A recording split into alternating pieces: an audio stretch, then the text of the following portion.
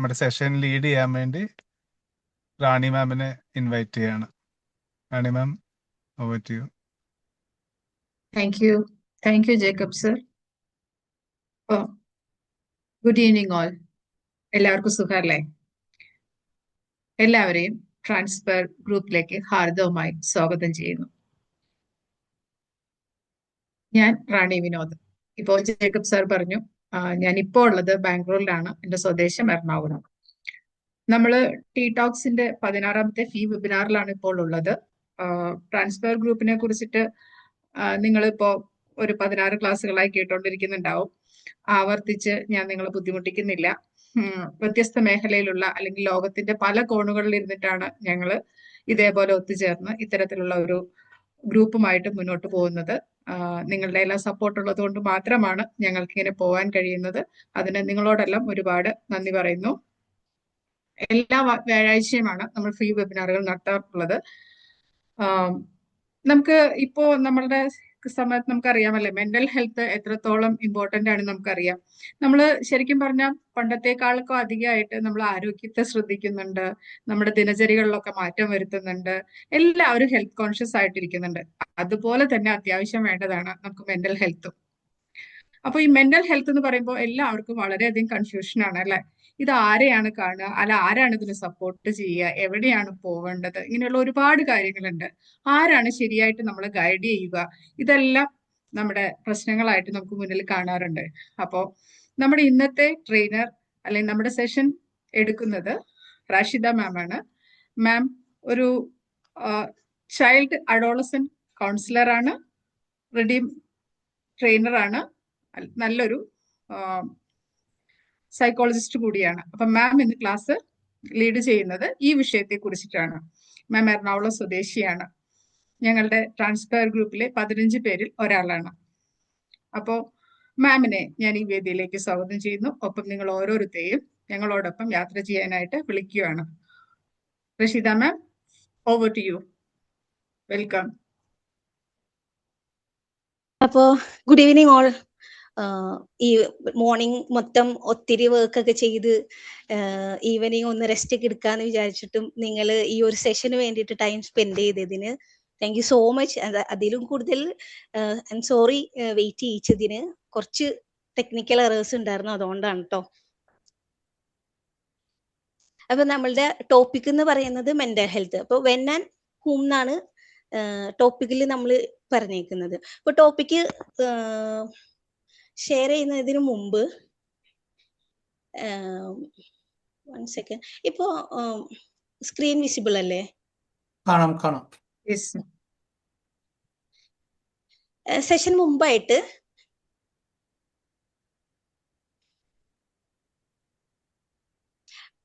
മുമ്പായിട്ട് നമുക്കൊരു ആക്ടിവിറ്റിയിലേക്ക് പോവാം. ഫസ്റ്റ് ഞാനൊരു സ്ക്രീൻ നിങ്ങൾക്ക് ഷെയർ ചെയ്യും.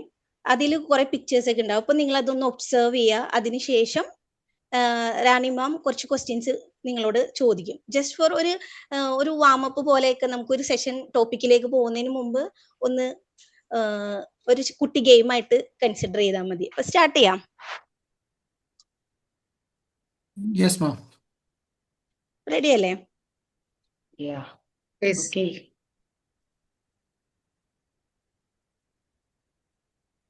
സ്ക്രീൻ വിസിബിൾ അല്ലേ?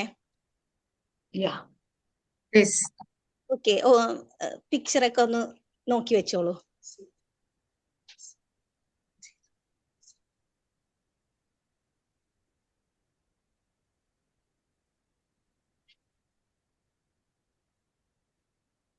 ഓക്കെ, എല്ലാരും സ്ക്രീൻ കണ്ടില്ലേ?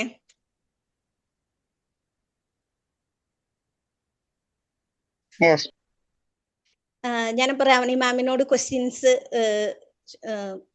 മാം പ്രിപ്പയർ ചെയ്തിട്ടുണ്ട്. മാം ഇത് റിലേറ്റഡ് ആയിട്ടുള്ള ക്വസ്റ്റ്യൻസ് നിങ്ങളോട് ചോദിച്ചോളൂ. അപ്പൊ എല്ലാവരും ആക്റ്റീവായിട്ട് പാർട്ടിസിപ്പേറ്റ് ചെയ്യുക, റെസ്പോണ്ട് ചെയ്യുക. ഓക്കെ മാം, സ്ക്രീൻ ക്ലിയർ ആണ് ഇപ്പോഴും വിസിബിൾ ആണല്ലേ? ഇപ്പോഴോ? അല്ല. ഓക്കെ, അപ്പം എല്ലാവരും ആ സ്ക്രീനിൽ ഒരുപാട് ചിത്രങ്ങളൊക്കെ കണ്ടിട്ടുണ്ടാവും ഇല്ലേ?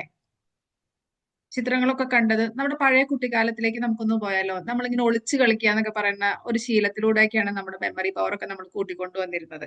അപ്പൊ എന്ന് പറഞ്ഞ പോലെ ഈ ചിത്രത്തിൽ കണ്ട ചിത്രങ്ങളില് അല്ലെങ്കിൽ ഈ സ്ക്രീനിൽ കണ്ട കുറച്ച് കാര്യങ്ങൾ ഞാൻ ചോദിക്കട്ടെ. നിങ്ങൾക്ക് ആർക്കൊക്കെ ഉത്തരം പറയാൻ പറ്റുമോ അവർക്കൊക്കെ ഉത്തരം പറയാം. ചിത്രത്തിൽ നമ്മളൊരു ന്യൂസ് പേപ്പർ കണ്ടിരുന്നു. അതിനകത്ത് എന്താ എഴുതിയിരുന്നേ? ആരെങ്കിലും ഒന്ന് ഡെയിലി പറയാമോ? News. Daily news. Okay, correct. അപ്പൊ ഉമ്മൂസ് എന്നാണ് ഇതിൽ പേര് കാണുന്നത്. അത് തന്നെയാണോ ശരിക്കും പേരെന്ന് എനിക്ക് അറിയില്ല. ഉമ്മു സൽമ. ആണോ? Okay okay. അപ്പൊ മാം പറഞ്ഞ ഉത്തരം ശരിയാണ്. അപ്പൊ മാമിന്റെ മെമ്മറി നന്നായി വർക്ക് ചെയ്യുന്നുണ്ട് കേട്ടോ. അടുത്ത ചോദ്യം താങ്ക് യു. ചോദിക്കട്ടെ. ചിത്രത്തിലുണ്ടായിരുന്ന മൃഗങ്ങൾ ആരൊക്കെയാണ്? ഏതൊക്കെ ജിറാഫ്, മൃഗങ്ങളാണ് ആട്. ചിത്രത്തിൽ ഉണ്ടായിരുന്നത്? ജിറാഫ്, ജിറാഫ്, ഗോട്ട്, ആട്. ഗോട്ട്. അതെ. ഇനി ഒരു ജിറാഫുണ്ട്, ബേർഡും ഗോട്ടുണ്ട്. Okay. ബേർഡ് ആരാ പറഞ്ഞ? ബേർഡല്ല. അംബിക മാം ആണോ ഉത്തരം പറഞ്ഞ്? ഉമ്മൂസ് ജിറാഫ്, തന്നെയാണ് ഗോട്ട്. അല്ലേ? പറഞ്ഞേ. അതെ. രണ്ടുപേരും പറഞ്ഞേ. ഓക്കെ, രണ്ടുപേരും പറഞ്ഞു. ഓക്കെ. ഇനി മൂന്നാമത്തെ ചോദ്യം. അല്ലൊരു ബേർഡ് ഉണ്ടായിരുന്നല്ലോ. ബേർഡിന്റെ നിറം എന്തായിരുന്നു? ബ്ലൂ ആയിരുന്നു. Blue, blue, blue. നീല. എല്ലാവരും നല്ല ഷാർപ്പാ അല്ലേ? കുറച്ചു നേരം അധികം 20 മിനിറ്റ് കൂടുതൽ റാഷിദ മാം അത് ഷെയർ ചെയ്തെന്ന് എനിക്ക് തോന്നുന്നു. പിന്നെ ചിത്രത്തിലുണ്ടായിരുന്ന കുട്ടിയുടെ കയ്യിൽ ഒരു കളിപ്പാട്ടം ഉണ്ടായിരുന്നു. അതെന്തായിരുന്നു എന്നൊന്ന് പറയാവോ? ഒരു പിയാനോയുടെ ലുക്കിലൊരു ടോയ്സ് ആയിട്ട് തോന്നി. എനിക്കത് വ്യക്തമായിട്ട് അത് എന്താണെന്നറിയില്ല. കുറച്ച് ചുറ്റുപാടും കുറച്ച് കളർഫുൾ ആയിട്ടുള്ള ടോയ്സ് ഉണ്ടായിരുന്നേ. കൂടാതെ ഒരു കീബോർഡ് പോലെയൊക്കെ വൈറ്റ് ആയിരുന്നു. പിയാനോയുടെ ഒരു ചെറിയ കീബോർഡാണ് ഉണ്ടായിരുന്നത്. Okay ma'am. ലെഫ്റ്റ് കോർണറിൽ എന്തായിരുന്നു ഉണ്ടായിരുന്നത്? അത് ഓർമ്മയുണ്ടോ? ലെഫ്റ്റ് കോർണർ അല്ലേ? ജിറാഫ് ആയിരുന്നു. ലെഫ്റ്റ് ജിറാഫായിരുന്നു. ജിറാഫ്. അതെ, ജിറാഫ് ആയിരുന്നു. ജിറാഫിന്റെ തല. ടീ ആയിരുന്നു. ആരാ? സജ്ജനയാണോ ഉത്തരം പറഞ്ഞെന്ന് തോന്നുന്നു. സജ്ജന മാം. ഞാൻ ആ ചിത്രം ഒന്നുകൂടെ ഷെയർ ചെയ്യാനായിട്ട് നിങ്ങളുടെ ഉത്തരം ഇപ്പൊ പറഞ്ഞ മൂസാണ് എല്ലാ ഉത്തരങ്ങളും പറഞ്ഞത്. ഇനി ഒന്നുകൂടെ ഷെയർ ചെയ്ത് നിങ്ങൾക്ക് അത് കൺഫേം ചെയ്യേണ്ടതുണ്ടോ?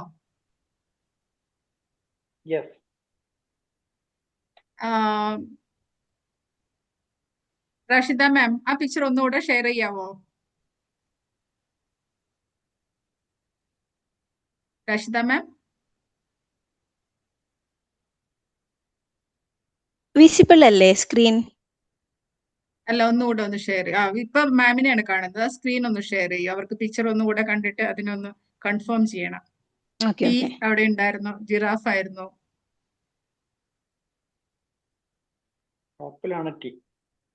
ടോപ്പിലല്ലേ?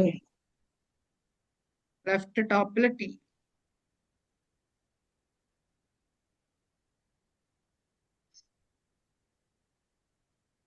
മനസ്സിലാട്ടോ. പിന്നെയും എന്തൊക്കെയോ ഇഷ്യൂസ് കാണിക്കുന്നു.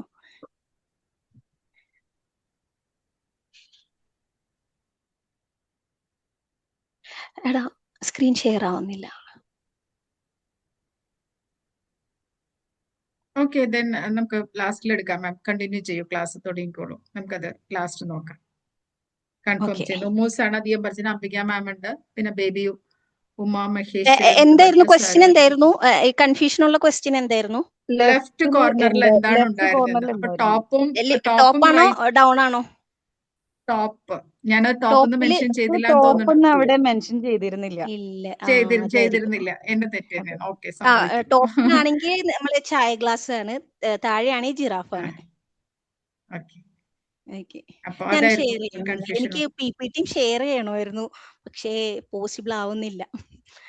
എന്താ ക്യൂരിയസ്. കുഴപ്പമില്ല, ഞാൻ നിങ്ങളുടെ ടൈം വേസ്റ്റ് ആവുന്നില്ല. നമുക്ക് ടോപ്പിക്കിലേക്ക് പോവാം. എല്ലാവരും ഒന്ന് എൻജോയ് ചെയ്തോ? ഓക്കെ, എൻജോയ് ചെയ്തോ? അതായിരുന്നു നമ്മുടെ ഉദ്ദേശം. കുറച്ച് നേരത്തേക്കാണെങ്കിലും കുറച്ച് സ്ട്രെസ് ഒക്കെ ഒന്ന് മാറി ഒന്ന് ആ ഒരു സെഷനിലേക്ക് ഇൻവോൾവ് ആവാൻ വേണ്ടിയിട്ട് ഇൻക്ലൂഡ് ചെയ്തതാണ്. അപ്പൊ നിങ്ങൾക്ക് എല്ലാവർക്കും അത് ഇഷ്ടമായി എന്ന് പറഞ്ഞതിൽ വളരെ സന്തോഷം. Ummus, thank you so much. എനിക്കറിയില്ല പേര് കറക്റ്റ് ഉമ്മൂസ് തന്നെയാണോന്ന്, ബട്ട് ഇതിൽ കാണുന്ന പേരുകൾ ഞാൻ പറയാം. Okay, Selma. Okay, thank you so much. അപ്പോ നിങ്ങളുടെ റെസ്പോൺസസ് ആണ് നമ്മളുടെ സക്സസ്.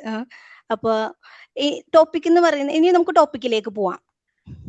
ഇപ്പൊ വീഡിയോക്ക് മുന്നിൽ ഇരിക്കുന്നവരും ബാക്കിൽ ഇരിക്കുന്നവരും നമ്മുടെ റെക്കോർഡ്സ് കാണുന്നവരും റെസ്പോണ്ട് ചെയ്യുന്നവർക്കെല്ലാം വീണ്ടും ഞാൻ സ്വാഗതം ചെയ്യാണ്. അതോടൊപ്പം ഞാൻ നന്ദി അറിയിക്കുകയാണ്. കാരണം നിങ്ങളെ ഈ ഒരു ടൈം സ്പെൻഡ് ചെയ്യാന്ന് പറയുന്നത് നമ്മൾ അത് വാല്യൂ ചെയ്യുന്നു. അതുപോലെ തന്നെ നിങ്ങളുടെ ടൈമിൽ കുറച്ച് ഡിസ്റ്റർബൻസ് ഞാൻ ഉണ്ടാക്കിയതിന് സോറിയും പറയാണ്. അപ്പൊ ടോപ്പിക് എന്ന് പറയുന്നത് മെന്റൽ ഹെൽത്ത്, വെൻ ആൻഡ് ഹൂം. എന്താണ് മെന്റൽ ഹെൽത്ത്? ഇപ്പൊ നമ്മളുടെ ഈ ഒരു നമ്മൾ ഇന്ന് ജീവിക്കുന്ന ഈ കാലഘട്ടത്തിൽ മെന്റൽ ഹെൽത്തിന് ഒരുപാട് ഇമ്പോർട്ടൻസ് നടക്കുന്ന കാലമാണ്. ഒരുപാട് ഇൻഫോർമേഷൻസ് നമുക്ക് ലഭിക്കുന്നുണ്ട് അല്ലേ? സോഷ്യൽ മീഡിയ ത്രൂ പല പല പ്ലാറ്റ്ഫോമിലൂടെ നമുക്ക് ഇൻഫോർമേഷൻസ് ലഭിക്കുന്നുണ്ട്. എങ്ങനെ സ്ട്രെസ്സിനെ റെഡ്യൂസ് ചെയ്യാം, എങ്ങനെ നമുക്കൊരു നല്ലൊരു ലൈഫ് സെറ്റ് ചെയ്യാം, ഓക്കെ, നമുക്ക് അഫർമേഷൻ, അങ്ങനെ എല്ലാവർക്കും എല്ലാ ടേംസും ഫെമിലിയർ ആണ്. ഇന്ന് മെന്റൽ ഹെൽത്ത് റിലേറ്റഡ് ആയിട്ട് ഒരുവിധം എല്ലാ ടേംസും നമുക്ക് ഫെമിലിയർ ആണ്. ഈവൻ നമ്മൾ മിസ്യൂസ് ചെയ്യുന്നുണ്ട് ഇത് ഫെമിലിയർ ആയതുകൊണ്ട്, അല്ലേ? നിങ്ങൾക്ക് ഫെമിലിയർ അല്ലേ ഈ മെന്റൽ ഹെൽത്ത് റിലേറ്റഡ് ആയിട്ടുള്ള? നമുക്ക് കുറച്ച് ഇന്ററാക്റ്റീവ് സെഷൻ ആയിട്ട് പോവാം. ഇപ്പം അൺമ്യൂട്ട് ചെയ്തിട്ട് റെസ്പോണ്ട് ചെയ്യുന്നവർക്കാണെങ്കിൽ സന്തോഷം.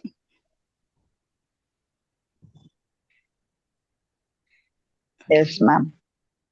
Thank you Chandra ma'am. Okay, ഇന്ററാക്ഷനോടൊപ്പം തന്നെ ചോദ്യങ്ങൾ ശ്രദ്ധിച്ചോളൂ കേട്ടോ. നമുക്കിത് കഴിഞ്ഞിട്ട് ക്വിസ് പ്രോഗ്രാം ഉള്ളതാണ്. അപ്പൊ നമുക്കിത് നന്നായി എൻജോയ് ചെയ്ത് തന്നെ മുന്നോട്ട് കൊണ്ടുപോകാനുള്ളതാണ്. അതുകൊണ്ട് എല്ലാവരും നന്നായി റെസ്പോണ്ട് ചെയ്യുക. താങ്ക് യു റാണി മാം. അപ്പൊ റാണി മാമിന്റെ ഇൻസ്ട്രക്ഷൻസ് എല്ലാവരും പ്രോപ്പറായിട്ട് കേട്ടെന്ന് വിശ്വസിക്കുന്നു.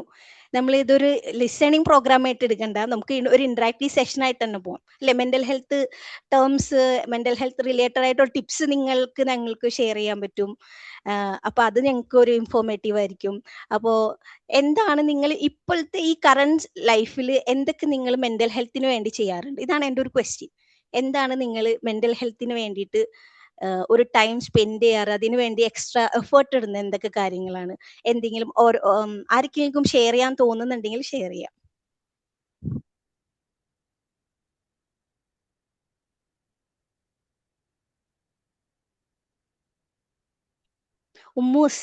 ഉമ്മൂസിനെ ഞാൻ വീണ്ടും വെൽക്കം ചെയ്യാണ്. ഞാൻ ചെയ്യാറ്, ഞാൻ അബാക്കസ് കൂടെ ക്ലാസ് എടുക്കുന്നുണ്ട്.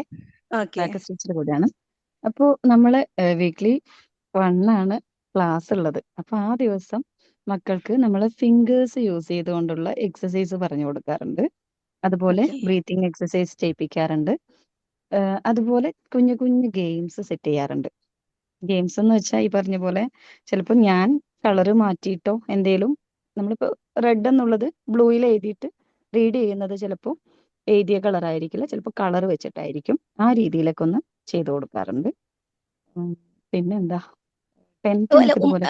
ഞാൻ ഉമ്മൂസ് വിളിക്കുന്നോണ്ട് ഒന്നും തോന്നരുത്, എനിക്കറിയില്ലാത്തതുകൊണ്ട് എല്ലാവരും അങ്ങനെയാണ് വിളിക്കാറ്. അപ്പൊ സ്വന്തം ലൈഫിൽ എന്താണ് അപ്ലൈ ചെയ്യാറ്? ആ ഒരു രീതിയിലൊക്കെ, അല്ലാതെ സ്വന്തമായിട്ടുള്ള ഒരു ഇതൊക്കെ ഇപ്പൊ കുറഞ്ഞു വന്നു എന്നാണ് എനിക്ക് തോന്നുന്നത്. അവെയർ ആണ്, പക്ഷെ ഇമ്പോർട്ടൻസ് കൊടുക്കാറില്ല. നമ്മുടെ മെന്റൽ ഹെൽത്തിന് നമ്മൾ ഇമ്പോർട്ടൻസ് കൊടുക്കുന്നില്ല എന്നല്ലേ? അതെന്ന് വെച്ചാൽ നമ്മളെ സാഹചര്യങ്ങൾ പലപ്പോഴും നമുക്ക് അനുകൂലമാവില്ല. നമ്മൾ മറ്റുള്ളവർക്ക് വേണ്ടി എല്ലാ കാര്യങ്ങളും ചെയ്തുകൊണ്ടിരിക്കും. പക്ഷെ നമ്മൾ നമുക്ക് വേണ്ടി ചെയ്യാന്ന് പറഞ്ഞാൽ അതിന്, എനിക്ക് ചെറിയൊരു മോളുണ്ട്. അതുപോലെ മോർണിംഗും ഈവനിങ്ങും ട്യൂഷൻ ഉണ്ട്. അതുപോലെ പകല് സമയത്താണെങ്കിലും നമ്മൾ ഓരോന്നിലും എൻഗേജ്ഡ് ആയിരിക്കും. നമുക്ക് നമ്മളെ നോക്കാനായിരിക്കും ഏറ്റവും കുറവ്. പക്ഷെ ഓരോ ദിവസവും വിചാരിക്കും നമുക്കൊന്ന് മാറണം, അതിനുവേണ്ടി നമ്മൾ ടൈം കുറച്ച് സെറ്റ് ചെയ്ത് വെക്കണം ഒക്കെ. പക്ഷെ എങ്ങനെ ഷെഡ്യൂൾ ചെയ്താലും അതെവിടെ എത്താറില്ല എന്നുള്ളതാണ് സത്യം. പിന്നെ നമുക്ക് ഏറ്റവും ആത്മസംസ്കരണം അല്ലെങ്കിൽ കുറച്ചുകൂടി ബെറ്റർ ആവാൻ നമ്മളിതിൽ നമസ്കരിക്കുക എന്നുള്ളത് തന്നെയാണ് ഏറ്റവും ബെസ്റ്റ് വേ. കാരണം അതെ, ഇപ്പോ കാലത്ത് നേരത്തെ ചെയ്യുന്ന നമ്മളെ ബ്രെയിന് താഴേക്ക് വെച്ചുകൊണ്ടുള്ള ആ ഒരു സുജൂദ് എന്നൊരു പോർഷൻ ഉണ്ടല്ലോ, അതിലൂടെ നമുക്ക് വളരെ ആ ഒരു രീതിയിൽ ചിന്തിക്കുന്ന ആളാണ്. Okay, thank you so much. നമുക്ക് ഇതിൽ നമ്മൾ നോട്ട് ചെയ്യേണ്ടത്, നമുക്ക് അവെയർ ആണ്, പക്ഷെ നമ്മൾ അതിനൊരു ടൈം കൊടുക്കുന്നില്ല. അത് നമുക്ക് നോട്ട് ചെയ്ത് വെക്കാം. നമുക്ക് ലാസ്റ്റ് ഒരു ഡിസ്കഷനിലേക്ക് കൊണ്ടുപോകാം. ടൈം കൊടുക്കുന്നില്ല എന്നില്ല, കാരണം ഈ മക്കളോടൊപ്പം നമ്മൾ മറ്റൊരാൾക്ക് പറഞ്ഞു കൊടുക്കണമെങ്കിൽ നമ്മൾ പെർഫെക്റ്റ് ആവണം. അപ്പൊ ആദ്യം അവർക്കത് കൃത്യമായി നമ്മൾ പറഞ്ഞു കൊടുത്ത് ഞാനൊരു തവണ ചെയ്ത് കാണിച്ചേ അവർക്ക് എന്ത് ചെയ്യും, അവസരം കൊടുക്കൂ. അല്ലെങ്കിൽ അവരെന്ത് പറയും, ടീച്ചർക്ക് കിട്ടൂല എന്ന് പറയില്ലേ? Thank you so much. Thank U. Okay, thank you so much. അപ്പൊ ഓക്കെ. ഉമ്മൂസിന് ഒരു കയ്യടി. ഓക്കെ.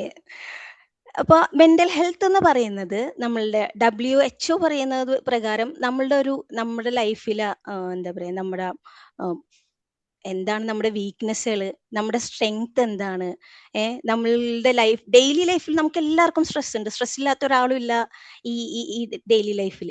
അപ്പോൾ ആ സ്ട്രെസ്സിനെ മാനേജ് ചെയ്യാൻ പറ്റുക, അതോടൊപ്പം നമുക്ക് ഈ കമ്മ്യൂണിറ്റിയിൽ, നമ്മുടെ സ്വന്തം കമ്മ്യൂണിറ്റിയിൽ നമുക്ക് ഒരു ക്വാളിറ്റി ലൈഫൊക്കെ ലീഡ് ചെയ്യാൻ പറ്റുക. നമുക്ക് വർക്ക് ലൈഫ് ആയെങ്കിലും കുട്ടികളാണെങ്കിൽ അവരുടെ സ്റ്റഡീസിലൊക്കെ ആണെങ്കിൽ പ്രൊഡക്റ്റീവായിട്ട് അവർക്ക് ചെയ്യാൻ പറ്റുന്ന ആ ഒരു കണ്ടീഷനാണ്, ഒരു ക്വാളിറ്റി ലൈഫ് ലീഡ് ചെയ്യാൻ പറ്റുക എന്നാണ് മെന്റൽ ഹെൽത്ത് എന്ന് പറയുന്നത്. ഒരു മാനസിക രോഗം ഇല്ല എന്ന് കരുതി മെന്റലി ഒരാൾ ഹെൽത്തി ആവണം എന്നില്ല. അതാണ് മെന്റൽ ഹെൽത്തിന്റെ ഒരു ഡെഫിനിഷൻ പറയുന്നത്. ഓക്കെ, ഞാൻ സ്ക്രീൻ ഒന്നുകൂടെ ഷെയർ ചെയ്യാൻ പറ്റുമെന്ന് നോക്കട്ടെ കേട്ടോ. മാം ഉദ്ദേശിച്ചതേ നമ്മളെ പ്രതിസന്ധികളെ തരണം ചെയ്യാനുള്ളൊരു ശക്തിയാണോ യെസ്, നമ്മളുടെ മെന്റൽ ഹെൽത്ത് എന്ന് സ്ട്രെസ്സിനെയൊക്കെ നമുക്ക് പറയുമ്പോൾ? മാനേജ് ചെയ്യാൻ പറ്റുക എന്നുള്ളത്. നമുക്ക് ആ ഒരു ഓക്കെ മാം, അത് ഞാൻ ഡെയിലി നമ്മുടെ ലൈഫിൽ നല്ല ലൈഫിന് രീതിയിൽ നമുക്ക് മുന്നോട്ട് പോകുന്നുണ്ട്. അതായത് നമുക്ക് ഓക്കെ ഈ പ്രോബ്ലംസ് ഉണ്ടാവില്ല എന്നല്ല, നമുക്ക് അതിനെ ഡീൽ ചെയ്യാൻ പറ്റും. അത് ഡീൽ ചെയ്യാൻ ഓക്കെ പറ്റാതെ വരുമ്പോൾ എന്തൊക്കെയാണ് നമ്മുടെ ലൈഫിൽ സംഭവിക്കുന്നുള്ളതൊക്കെ നമുക്ക് സംസാരിക്കാം. അപ്പോൾ നമ്മളുടെ ഒരു ക്വാളിറ്റി ലൈഫ് നമുക്ക് ലീഡ് ചെയ്യാൻ പറ്റുക എന്നുള്ളതാണ് മെന്റൽ ഹെൽത്ത് കൊണ്ട് ഹെൽത്തി ആയിട്ടിരിക്കുന്ന ഒരാളെന്ന് ഉദ്ദേശിക്കുന്നത്. അതായത് ഓക്കെ, എനിക്ക് മെന്റലി ഒരു രോഗാവസ്ഥ ഇല്ല, ഓക്കെ, എനിക്ക് വേറൊരു അസുഖങ്ങളില്ല, മെന്റലി ഞാൻ അസുഖങ്ങളൊന്നും ഇല്ലാത്ത ആളാണെന്ന് വിചാരിച്ച് ഞാൻ മെന്റലി ഹെൽത്തി ആവണം എന്നില്ല. എനിക്ക് ഈ പറഞ്ഞ പോലെ എൻ്റെ ഡെയിലി ലൈഫിനെ എനിക്ക് മുന്നോട്ട് ലീഡ് ചെയ്യാൻ പറ്റണം. മനസ്സിലായോ? സമചിത്തതയുടെ ഒരു വിഷയത്തെ അല്ലെങ്കിൽ ഒരു കാര്യത്തെ നമ്മൾ കാണുന്നതാണ് മെന്റൽ ഹെൽത്ത് എന്ന് വേണമെങ്കിൽ പറയാം. Thank you so much. നമ്മള് സഞ്ജി, പാർഷ്യാലിറ്റി ഇല്ലാതെ ഒരു വിഷയത്തെ നമ്മള് ആധികാരികമായിട്ട് അതിന്റെ എല്ലാ വശങ്ങളും നമ്മൾ കണ്ട് അതിനെക്കുറിച്ച് നമ്മൾ വിഷമിക്കാതെ അല്ലെങ്കിൽ വേവലാതിപ്പെടാതെ അത് ഡീൽ ചെയ്യാനുള്ള ഒരു കഴിവ്, അതാണ് മെന്റൽ ഹെൽത്ത് എന്ന് വേണമെങ്കിൽ പറയാം. Yes, thank you so much sir.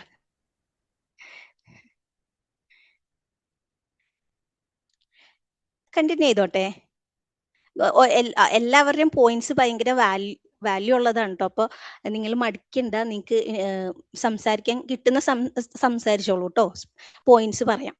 Okay, അപ്പൊ അതായത് എപ്പോഴാണ് നമുക്കൊരു ഓക്കെ, നമ്മളിപ്പോ പറഞ്ഞു നമ്മൾ മെന്റലി ഹെൽത്തി ആയിട്ടിരിക്കുന്ന ഒരു അവസ്ഥയെ പറ്റി പറഞ്ഞു. എപ്പോഴാണ് നമുക്കൊരു മെന്റൽ ഹെൽത്ത്, അതായത് പ്രൊഫഷണൽ സപ്പോർട്ട് ആവശ്യമായിട്ട് വരിക?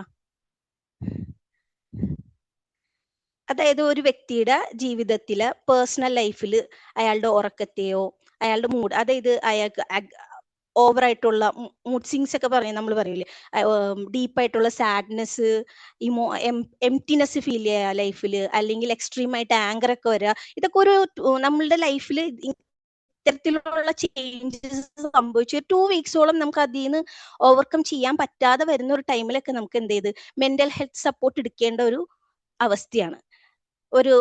നമുക്ക് അൺകൺട്രോൾഡ് ആയിട്ടുള്ള ഫിയർ, ആങ്സൈറ്റി, ഈ ഇമോഷൻസിലെ ഇംബാലൻസ് ഒക്കെ ഉണ്ടാവുക, ഉറക്കക്കുറവ്, അമിതമായിട്ട് ഉറങ്ങുക. നമ്മൾ അമിതമായിട്ട് ഉറങ്ങുന്നതും പ്രശ്നമാണ്, ഉറക്കമില്ലായ്മയും പ്രശ്നമാണ്, അമിതമായിട്ട് ഭക്ഷണം കഴിക്കുന്നതും പ്രോബ്ലമാണ്,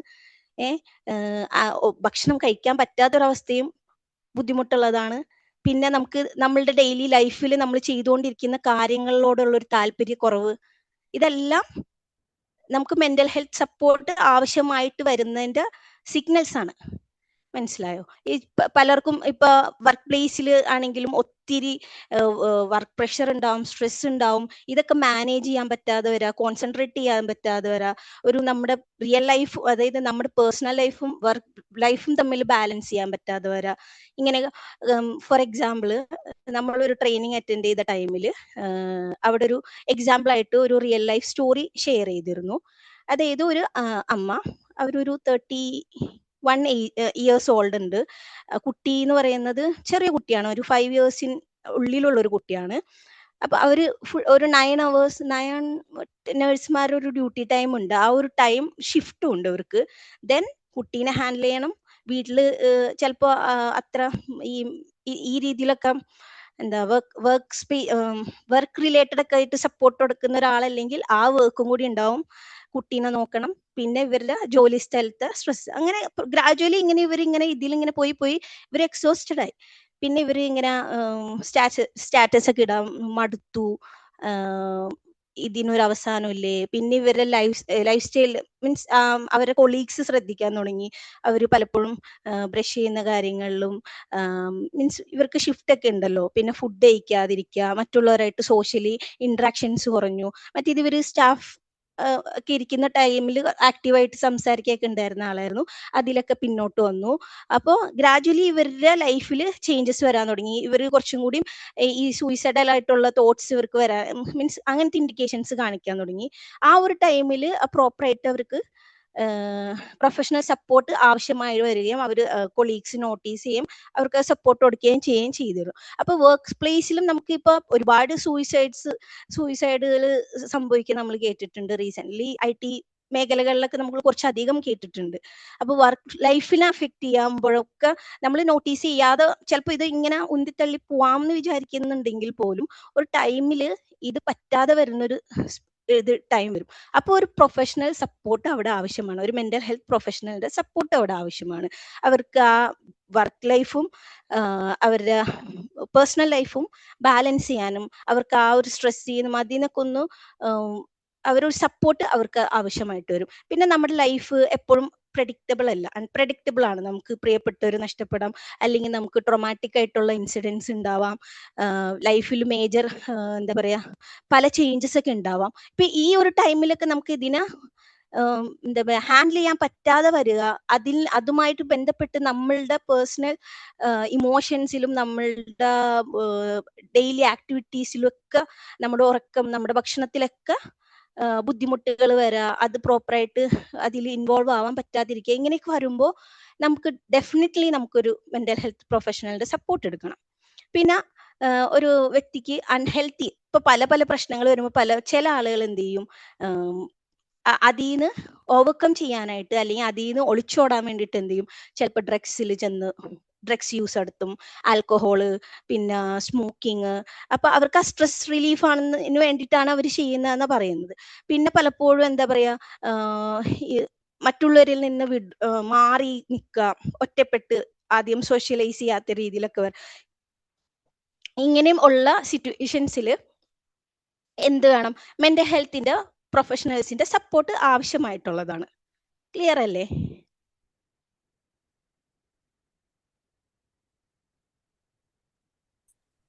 യെസ് മാം, ക്ലിയർ ആണ്. Thank you so much Razak sir. Okay, അപ്പോൾ എപ്പോഴാണ് നമുക്കൊരു മെന്റൽ ഹെൽത്ത് പ്രൊഫഷണലിന്റെ സപ്പോർട്ട് ആവശ്യമായിട്ട് വരാം? നമ്മുടെ ലൈഫിൽ ഇത്തരം ചേഞ്ചസ് വരാ, അല്ലെങ്കിൽ ഒരു രോഗാവസ്ഥ വരാം, മെന്റൽ ഹെൽത്ത് ഈ മാനസിക രോഗാവസ്ഥകൾ വരിക, ഇതുപോലത്തെ സിറ്റുവേഷൻസിൽ നമുക്ക് വരുന്ന മാറ്റങ്ങൾ കൊണ്ടും നമുക്ക് നമ്മളുടെ ഡെയിലി ലൈഫിനെ മുന്നോട്ട് കൊണ്ടുപോകാൻ പറ്റാതെ വരുമ്പോഴും നമുക്ക് മെന്റൽ ഹെൽത്ത് പ്രൊഫഷണൽസിന്റെ സപ്പോർട്ട് ആവശ്യമാണ്.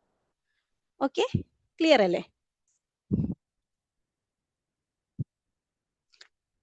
ഓക്കെ, ഇനി നെക്സ്റ്റ് നമ്മൾ പോകുന്നത് ആരാണ് മെന്റൽ ഹെൽത്ത് പ്രൊഫഷണൽസ്. നമ്മുടെ ഇന്ത്യയിൽ മറ്റ് കൺട്രീസ് വെച്ചിട്ട് നിയമങ്ങൾ കുറച്ചും കൂടി ലൈറ്റർ ആണ്. മെന്റൽ ഹെൽത്ത് ഏരിയ ആയിക്കോട്ടെ, അതായത് അത് ലൈസൻസ്ഡും നോൺ ലൈസൻസ്ഡ് ഒക്കെ ഉണ്ട്. പലപ്പോഴും അതുമായിട്ട് പല രീതിയിലുള്ള പ്രോബ്ലംസ് ഉണ്ട്. പക്ഷെ അതിൽ സ്ട്രോങ് ആയിട്ടുള്ള പുതിയ നിയമങ്ങളും സ്ട്രോങ് ആയിട്ടുള്ള കാര്യങ്ങളൊക്കെ മാറ്റങ്ങളൊക്കെ വന്നുകൊണ്ടിരിക്കുന്നുണ്ട്. അപ്പൊ എന്താണ് മെന്റൽ ഹെൽത്ത്, ആരാണ് മെന്റൽ ഹെൽത്ത് പ്രൊഫഷണൽസ് എന്ന് ചോദിച്ചാൽ നിങ്ങൾക്ക് ആർക്കൊക്കെ എന്തൊക്കെ ഉത്തരങ്ങൾ തരാനുണ്ടോ?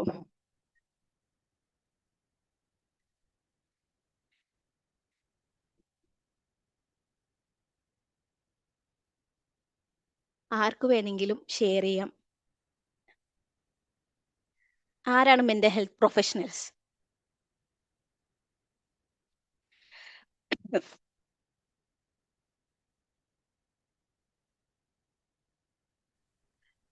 ഞാൻ തന്നെ പറയട്ടോ. പ്രൊഫഷണൽസ് എന്ന് പറയുമ്പോൾ പറഞ്ഞോട്ടെ മാം. പറഞ്ഞു. ഒരു വ്യക്തിയുടെ മാനസികാരോഗ്യത്തെ കണക്കാക്കണമെങ്കിൽ അവർക്ക് ആദ്യം ക്ഷമയോടുകൂടി കേട്ടിരിക്കാനുള്ള ഒരു മനസ്സ് വേണം. എന്ന ശേഷം അത് തിരിച്ചറിയണം എന്താണ് പ്രശ്നം എന്നുള്ളത്. എന്നിട്ട് ഏത് രീതിയിലാണ് അവർക്ക് ചികിത്സ ഏറ്റവും കൂടുതൽ ഫലപ്രദമാകുന്ന ചികിത്സ ചിലപ്പോൾ ഏതായിരിക്കണം എന്ന് കൂടി അറിവുള്ളവരായിരിക്കണം. അത് സൈക്കാട്രി ആണോ അതുവരെ അറിയൂ, ബാക്കി അതെ കറക്റ്റ് ആണ്. ആണ്. അതെ. സൈക്യാട്രിസ്റ്റ് ഉണ്ട്, സൈക്കോളജിസ്റ്റ് ഉണ്ട്, ക്ലിനിക്കൽ ആ. സൈക്കോളജിസ്റ്റുകൾ ഉണ്ട്, കൗൺസിലേഴ്സ് ഉണ്ട്, ഇപ്പൊ ലൈഫ് ചില കോച്ചുകളുണ്ട്. കാര്യങ്ങള് മരുന്ന് എന്ന് വെച്ചാൽ കൗൺസിലിംഗ് കൊണ്ട് മാത്രം സെറ്റ് ആവുന്നത് ഉണ്ടാവില്ലല്ലോ. കാരണം ചിലപ്പോൾ നമ്മൾ അവർക്ക് എന്തായാലും കുറച്ച് ആ പോയിന്റിലേക്ക് ഉറക്കത്തിന്റെ വരുന്നുണ്ട്. പ്രശ്നങ്ങളൊക്കെ വരുമ്പോഴേക്കും അപ്പൊ ആരാണ് മെന്റൽ ഹെൽത്ത് പ്രൊഫഷണൽസ് എന്ന് ചോദിച്ചു കഴിഞ്ഞാൽ സൈക്യാട്രിസ്റ്റ്, ക്ലിനിക്കൽ സൈക്കോളജിസ്റ്റ്, ജനറൽ സൈക്കോളജിസ്റ്റുകൾ തന്നെ പല ഇതിലുണ്ടാവും. കൗൺസിലിംഗ് സൈക്കോളജിസ്റ്റുകൾ ഉണ്ടാവും, ജനറൽ സൈക്കോളജിസ്റ്റുകൾ ഉണ്ടാവും, അങ്ങനെ കൗൺസിലേഴ്സ് ഉണ്ടാവും, സോഷ്യൽ വർക്കേഴ്സ് ഉണ്ട്, അങ്ങനെ ഒരുപാട് മേഖലകളിൽ ഉള്ളവര് ഇതില് ഈ മെന്റൽ ഹെൽത്ത്. തെറാപ്പിസ്റ്റുകൾക്ക് പറ്റുമോ മാം? യെസ് യെസ് തെറാപ്പിസ്റ്റുകൾ yes yes yes yes yes. പക്ഷെ നമ്മുടെ ഇന്ത്യൻ നിയമത്തിൽ വരുമ്പോൾ അതിന്റെ കുറച്ച് പോരായ്മകളൊക്കെ ഉണ്ട്. അപ്പൊ ഞാൻ അതിലേക്ക് വരാം. ഓക്കെ. അപ്പൊ മെന്റൽ ഹെൽത്ത് പ്രൊഫഷണൽസ് ആരാണെന്ന് ചോദിച്ചപ്പോൾ നമുക്ക് നമ്മളുടെ കുറേ പ്രൊഫഷണൽസിന്റെ കാര്യങ്ങൾ പറഞ്ഞു പോയി. നമ്മളുടെ ഇന്ത്യയിൽ ലൈസൻസ്ഡ് പ്രൊഫഷണൽസും ഉണ്ട്, നോൺ ലൈസൻസ്ഡ് പ്രൊഫഷണൽസും ഉണ്ട്.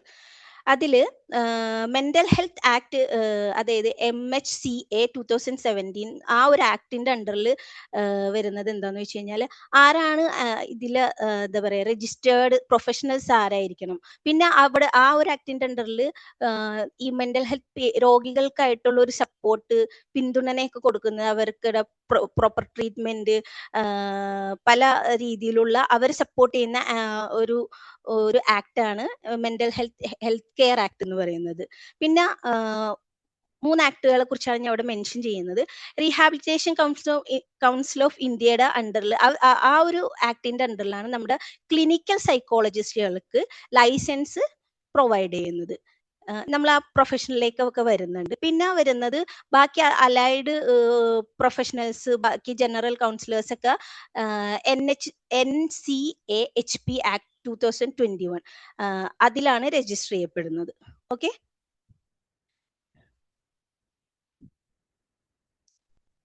ഇപ്പൊ ലൈസൻസ്ഡ് പ്രൊഫഷണൽസ് എന്ന് പറഞ്ഞ ആരാണ്? ലൈസൻസ് പ്രൊഫഷണൽസ് എന്ന് പറയുന്നത് സൈക്യാട്രിസ്റ്റ്. മാം പറഞ്ഞു, മാം പറഞ്ഞു സൈക്യാട്രിസ്റ്റ്. ആരാണ് സൈക്യാട്രിസ്റ്റ്? MBBS കഴിഞ്ഞ് സൈക്യാട്രിയിൽ MD എടുത്ത് അല്ലെങ്കിൽ DPM ഒക്കെ എടുത്ത ആളുകളാണ് സൈക്യാട്രിസ്റ്റിന്റെ അണ്ടറിൽ വരുന്നത്. അവര് സൈക്യാട്രിസ്റ്റിനാണ് മെഡിസിൻസ് പ്രൊവൈഡ് ചെയ്യാനുള്ള പെർമിഷൻ ഉള്ളൂ. അതായത് സൈക്യാട്രിസ്റ്റ് എന്ന് പറയുന്ന ഡോക്ടറാണ്, അദ്ദേഹത്തിന് മാത്രമാണ് മെഡിസിൻസ് പ്രൊവൈഡ് ചെയ്യാൻ പറ്റുള്ളൂ. ഇത് എന്തുകൊണ്ടാണ് ഇങ്ങനെ പറയണതെന്ന് വെച്ച് കഴിഞ്ഞാൽ പലപ്പോഴും മെന്റൽ ഹെൽത്ത് പ്രൊഫഷണൽ റിലേറ്റഡ് ആയിട്ട് വരുമ്പോൾ കൺഫ്യൂഷൻസ് കുറേ ഉണ്ട്. ഇപ്പൊ ലാസ്റ്റ് തന്നെ റീസെന്റ് ഒരു കോർട്ട് കേസിൽ കൗൺസിലേഴ്സ് ഒക്കെ ആയിട്ടുള്ള കാര്യങ്ങളൊക്കെ കഴിഞ്ഞു. പിന്നെ ക്ലിനിക്കൽ ക്ലിനിക്കൽ സൈക്കോളജിസ്റ്റിനെ കോർട്ടിൽ നിന്ന് പറഞ്ഞു. അപ്പോഴും ഈ പറഞ്ഞ വ്യക്തികൾക്ക് ഇതിന്റെ ഡിഫറൻസസോ ഓക്കെ അവർ കൗൺസിലറിനെ കൊണ്ടുവന്ന് ഏൽപ്പിച്ചു.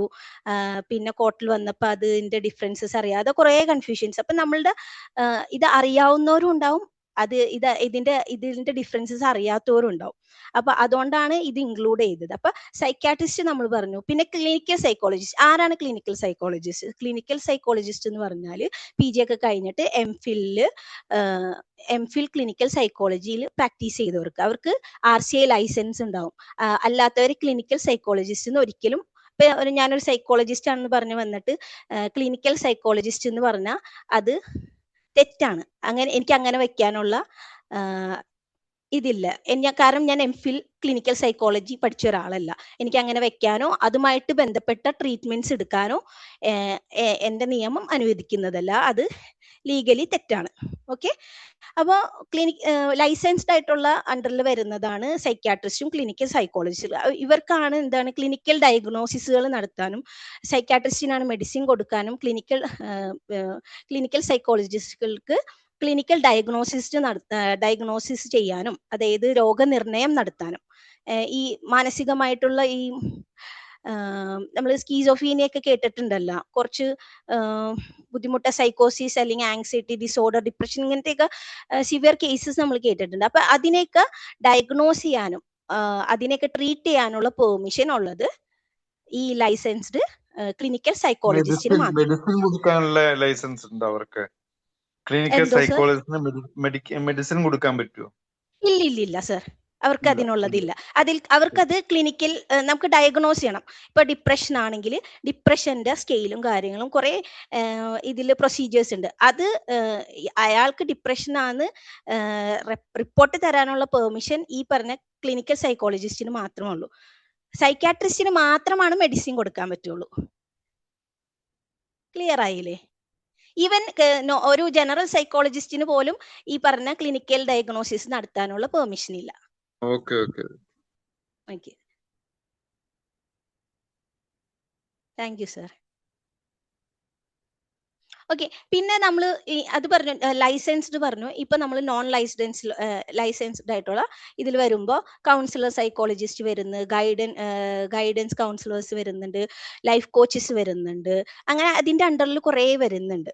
അപ്പോൾ ഇവർക്കൊക്കെ എങ്ങനത്തെ തെറാപ്പികളൊക്കെ കൊടുക്കാം? ജനറൽ ലൈഫ്, അതായത് ഒരു ലൈഫ് സ്ട്രെസ് ഒക്കെ മാനേജ് ചെയ്യാൻ പറ്റാത്ത ആളുകൾക്ക് ചെന്ന് കഴിഞ്ഞാൽ അവർക്ക് അവരുടെ തെറാപ്പിയും കാര്യങ്ങളും കൊടുക്കാം. കരിയർ ഗൈഡൻസിന് അങ്ങനെ നീഡുള്ളവർക്ക് ആ രീതിയിൽ സപ്പോർട്ട് ചെയ്യും. റിലേഷൻഷിപ്പ് കൗൺസിലിംഗ് ആ രീതിയിൽ സപ്പോർട്ട് ചെയ്യാം. ഓക്കെ, അവർക്ക് ഒരിക്കലും മെന്റൽ ഇൽനെസ്, അതായത് ക്ലിനിക്കൽ ട്രീറ്റ്മെന്റ്സ് ഒന്നും ഈ നോൺ ലൈസൻസ്ഡ് കൗൺസിലേഴ്സിനോ സൈക്കോളജിസ്റ്റിനോ ഒന്നും അത്തരം കേസുകൾ ഹാൻഡിൽ ചെയ്യാൻ പാടില്ല. അങ്ങനെ അവരുടെ അണ്ടറിൽ അവർ നോട്ടീസ് ചെയ്താൽ അത് റെഫർ ചെയ്യാനേ അവർക്ക് ഇതുള്ളൂ. ഒന്നല്ലെങ്കിൽ സൈക്കാട്രിസ്റ്റിന് അല്ലെങ്കിൽ ക്ലിനിക്കൽ സൈക്കോളജിസ്റ്റിന് റെഫർ ചെയ്തിരിക്കണം. അതാണ് റൂള്. ഓക്കെ, ക്ലിയർ ആയില്ലേ?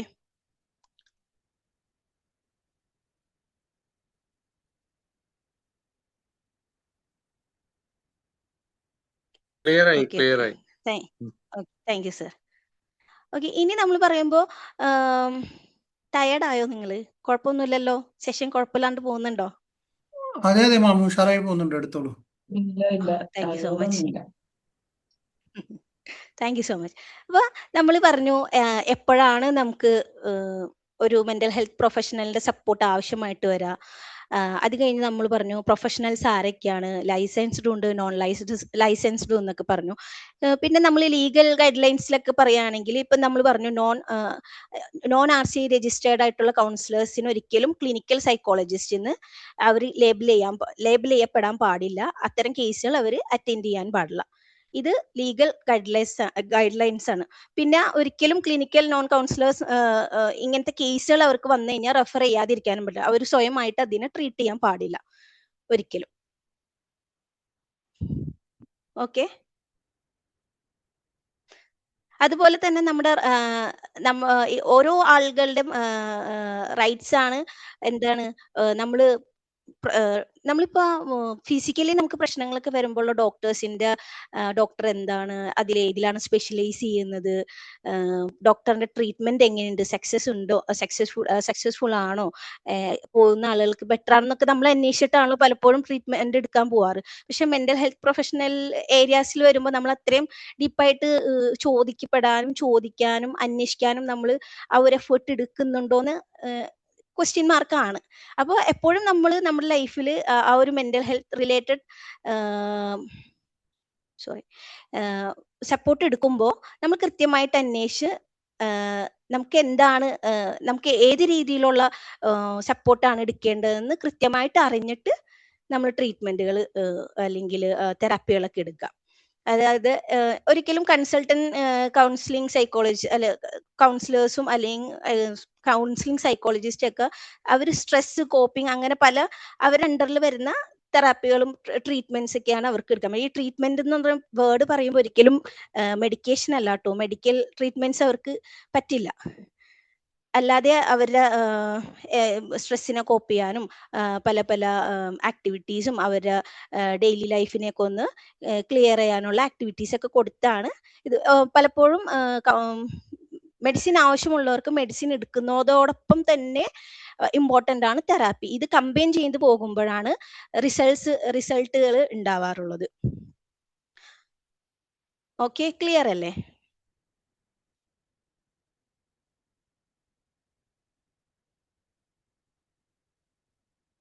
അതെ മാം, അതെ, കുഴപ്പമില്ല. Okay, thank you. അപ്പൊ നമ്മൾ ഇത്ര നേരം പറഞ്ഞത് മെന്റൽ ഹെൽത്ത് എന്താണ്, നമുക്ക് എവിടെയാണ് മെന്റൽ ഹെൽത്ത് റിലേറ്റഡ് ആയിട്ടുള്ള പ്രശ്നങ്ങൾ വരുമ്പോൾ ഒരു സപ്പോർട്ട് എടുക്കേണ്ടത്, എവിടെയാണ് നമ്മൾ തെറാപ്പി അല്ലെങ്കിൽ ഏത് രീതിയിലുള്ള പ്രശ്നങ്ങൾക്കാണ് തെറാപ്പി കാര്യങ്ങൾ എടുക്കേണ്ടത്, ഇതാണ് നമ്മൾ ഈ സെഷനിൽ ഇൻക്ലൂഡ് ചെയ്യാൻ ഉദ്ദേശിച്ചത്. ഒരു ചെറിയൊരു അവയർനെസ്. ചിലപ്പോൾ ഇതിനെക്കുറിച്ച് നോളജ് ഉള്ളവരുണ്ടാവാം, ഇതിനെക്കുറിച്ച് ചിലപ്പോൾ കുറച്ച് അവിടെ ഇവിടെയൊക്കെ ഉള്ള അറിവുകളൊക്കെ ഉള്ളവരുണ്ടാവും. അപ്പോൾ നമ്മൾ കറക്റ്റായിട്ട് നമ്മളുടെ ലൈഫിൽ ഇത്തരം സിറ്റുവേഷൻസ് നമ്മൾക്ക് തന്നെ വേണമെന്നില്ല, നമ്മൾ ചുറ്റുപാടുള്ളവർക്കൊക്കെ നമ്മൾ ഒബ്സർവ് ചെയ്യുമ്പോൾ അങ്ങനെ തോന്നിക്കഴിഞ്ഞാൽ റൈറ്റ് ആയിട്ട് ഗൈഡൻസ് കൊടുക്കാൻ നമുക്ക് സാധിക്കാനും പറ്റട്ടെ. അപ്പോൾ ഞാൻ എൻ്റെ സെഷൻ വൈൻഡ് അപ്പ് ചെയ്യാണ്. ബാക്കി റാണി മാം എന്തായാലും ഓവർ ടു റാണി മാം. എല്ലാവർക്കും നന്ദി. Thank you so much. Thank you Rashitha ma'am. ഒരു നല്ല അവയർനെസ്, എല്ലാവരും മെന്റൽ ഹെൽത്തിനെ കുറിച്ചുള്ള അവയർനെസ് പകർന്നു കൊടുത്തതിന് എല്ലാവരുടെ പേരിലും ഞാൻ മാമിനോട് നന്ദി പറയുന്നു. ഇനിയിപ്പോ നമുക്ക് നമ്മുടെ ക്യൂസ് പ്രോഗ്രാമിലേക്ക് പോയാലോ? എല്ലാവരും നോട്ട് ചെയ്ത് വെച്ചിട്ടില്ലേ? ഞാൻ ക്യൂസ് പ്രോഗ്രാമിന്റെ റൂൾ ഇതെങ്ങനെയാണ് ചെയ്യുന്നതെന്ന് നിങ്ങൾക്കൊക്കെ അറിയാലോ അല്ലെ? എങ്ങനെയാണ് അത് നിങ്ങളെ നോട്ട്? മാം ഒരു 5 മിനിറ്റ് ഫീഡ്ബാക്കിനുള്ള ടൈം ഉണ്ട്. Okay okay.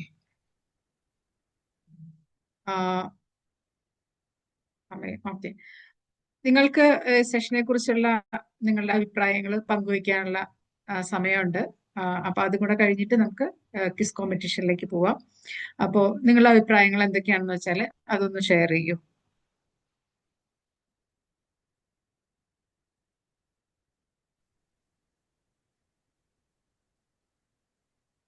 Hi Rashitha madam, thank you so much. സൈക്കോളജിസ്റ്റും പേര് പറഞ്ഞില്ല. സൈക്യാട്രിസ്റ്റും പേര് കാണുന്നില്ലേ?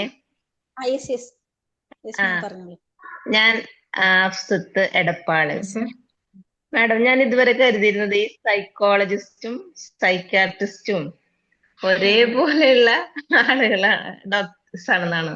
അപ്പൊ ആ രണ്ടുപേരും തമ്മിലുള്ള ആ ഡിഫറൻസ് മനസ്സിലാക്കി തന്നു. Thank you so much. Thank you so much ma'am. അത് മാമിന് അത് ഇൻഫോർമേറ്റീവ് ആയി എന്ന് അറിഞ്ഞതാണ് എൻ്റെ ഒരു സന്തോഷം. Thank you so much. Okay, thank you. മാമിന് എന്തെങ്കിലും എക്സ്പീരിയൻസസ് ഷെയർ ചെയ്യാനുണ്ടെങ്കിലും ഷെയർ ചെയ്തോളൂ കേട്ടോ.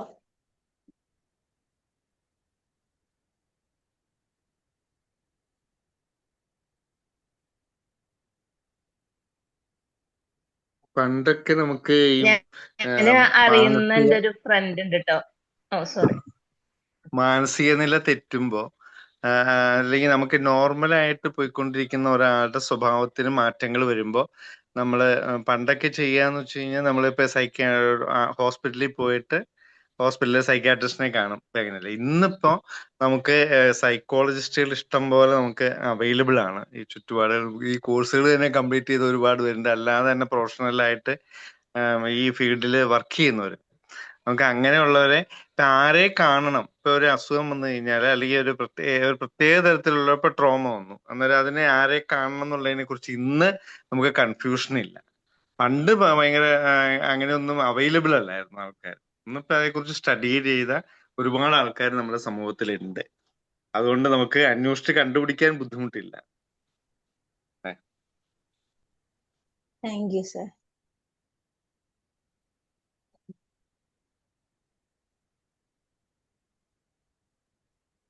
ഇനി ആരെങ്കിലും ഒക്കെ വരൂ, അഭിപ്രായം പറയൂ. മൂസ് പോയോ? ഞാനിവിടെ ഉണ്ട്. പറയണ്ടായിരുന്നു. അതെ, പറയൂ. ഇതുപോലെ നമ്മളൊരു സൈക്കട്രിനെ കാണുകയാണെങ്കിൽ അവര് ഒരുപാട് മരുന്നുകൾ കൊടുക്കാറുണ്ടല്ലോ. എന്നുവെച്ചാൽ മെഡിസിൻസ് അവർക്കാണല്ലോ പ്രൊവൈഡ് ചെയ്യാനുള്ള ഇതുള്ളൂ. അപ്പൊ അത് എന്നുവെച്ചാൽ ആ മരുന്നുകൾ കഴിക്കുന്നവരെ നമ്മൾ കാണുകയാണെങ്കിൽ അവര് നടക്കുന്നതും അവരുടെ ആറ്റിറ്റ്യൂഡും ഒക്കെ സാധാരണയിൽ നിന്ന് മാറിയിട്ടുണ്ടാവും. അത് എന്തുകൊണ്ടാണ്? അപ്പൊ അത് ഈ മരുന്ന് മെന്റൽ ഹെൽത്തിന് ഓക്കെ ആണെങ്കിലും മറ്റ് അവയവങ്ങൾക്ക് അത് ബാധിക്കുമോ? എനിക്ക് അതിനെ കുറിച്ച് ഡീറ്റെയിൽഡ് ആയിട്ട് പറഞ്ഞു തരാനുള്ള ഇത് എനിക്കില്ല.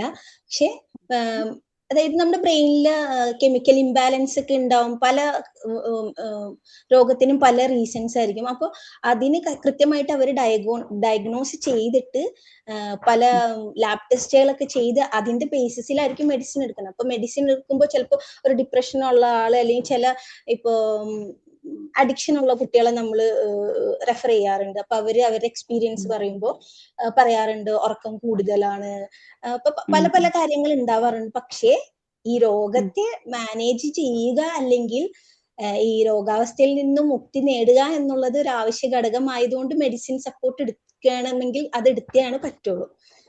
എന്ന് വെച്ചാൽ മെഡിസിൻ നമ്മളിപ്പോ ഹോസ്പിറ്റലിലൊക്കെ പോകുന്ന സമയത്ത് ആ വാർഡിലുള്ള ഭാഗത്തുള്ള ആളുകൾക്ക് അവർ നടക്കുന്നത് തന്നെ നമുക്ക് എന്നുവെച്ചാൽ തെറിച്ച് നടക്കൂലേ, എന്നുവെച്ചാൽ അതിന്റെ അത് ഡോസില് സാധാരണ നടക്കുന്ന വ്യക്തികള് അവരുടെ ശരീരഭാരം പോലും അവരെ കൊണ്ട് താങ്ങാൻ പറ്റാത്ത രീതിയിലോ അങ്ങനെ പെട്ടെന്ന് ഒരു ഡിഫറെന്റ് അവരിൽ കാണാറുണ്ട്. അത് ഇതിപ്പോ അത് പല മറ്റു രോഗാവസ്ഥകൾ അവയവങ്ങൾ. ഉണ്ടല്ലോ. അതെ.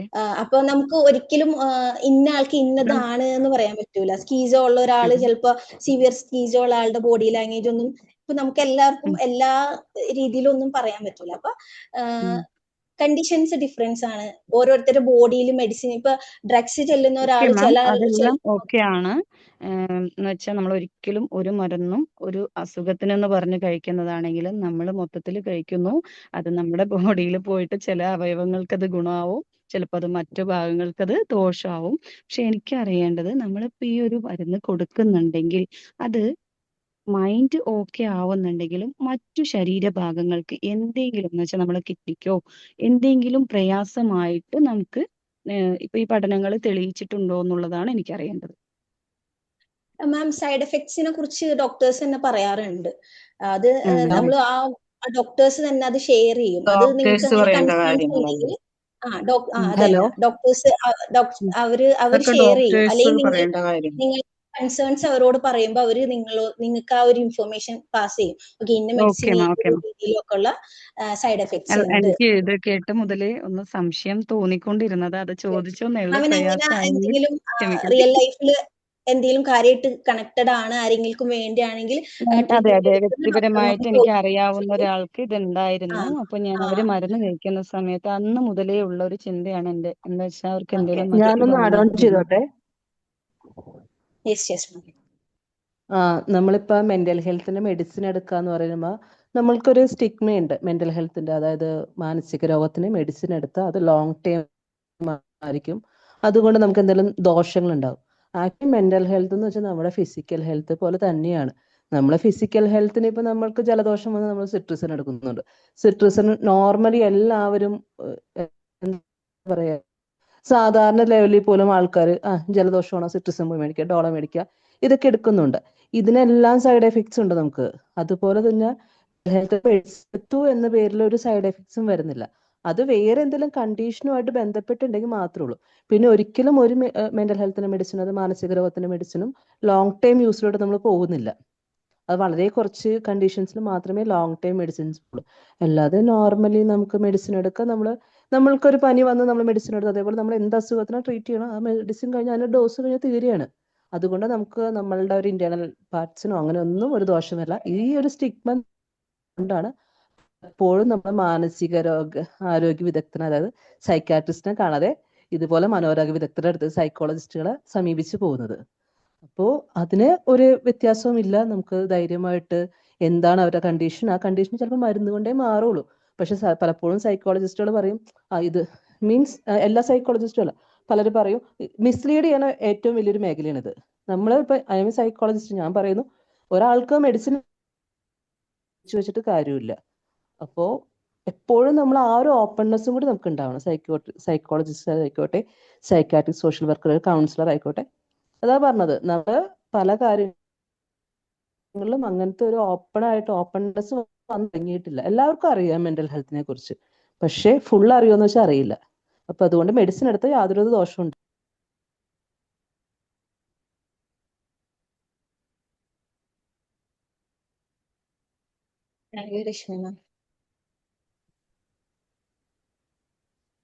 Okay, thank you. എല്ലാവരുടെയും അഭിപ്രായങ്ങൾക്ക് നന്ദി. പിന്നെ നമുക്കിപ്പോ ഇനി ക്വിസ് കോമ്പറ്റീഷനിലേക്ക് പോയാലോ? നമ്മുടെ ചോദ്യങ്ങൾ ഇങ്ങനെ നമുക്ക് വേണ്ടിയിട്ട് വെയിറ്റ് ചെയ്യുന്നുണ്ട്. അപ്പോ നമുക്ക് എത്രത്തോളം റാഷിദ മാമിന്റെ ക്ലാസ് നമുക്ക് ഇനി ഒന്നും കൂടെ അത് എന്താ പറയാ ഉറപ്പിക്കാൻ വേണ്ടിയിട്ടുള്ള ഒരു 5 ചോദ്യങ്ങൾ ഉണ്ടാവും. അപ്പോ ചോദ്യത്തിന് ഉത്തരം നൽകുന്നതിനുള്ള മെത്തേഡുകളൊക്കെ നിങ്ങൾക്ക് അറിയാൻ പറ്റുമെന്ന് വിചാരിക്കുന്നു. ചാറ്റ് ബോക്സിൽ ഒന്നാമത്തെ ചോദ്യത്തിന്റെ ഉത്തരം അറിയാം എന്നുള്ളവര് ചാറ്റ് ബോക്സിൽ ഒന്നൊന്ന് ടൈപ്പ് ചെയ്യുക. ആദ്യം ടൈപ്പ് ചെയ്യുന്ന ആൾക്ക് ആദ്യത്തെ അവസരം ഉണ്ടാവും. അയാളുടെ ഉത്തരം ശരിയല്ലെങ്കിൽ മാത്രമാണ് രണ്ടാമത്തെ ആൾക്ക് ചാൻസ് വരിക.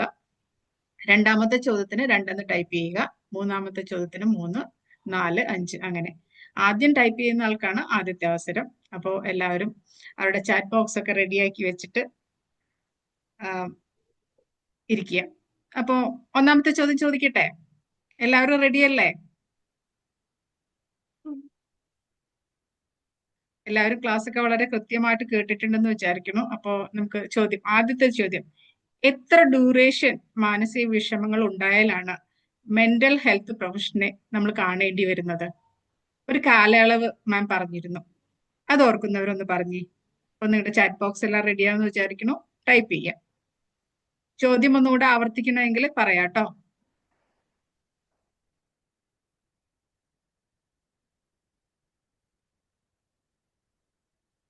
ചോദ്യം ക്ലിയർ ആണോ?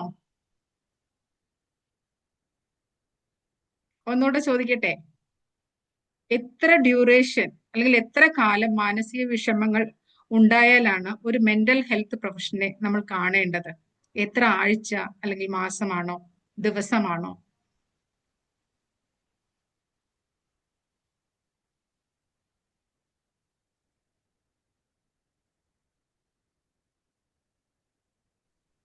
Two weeks.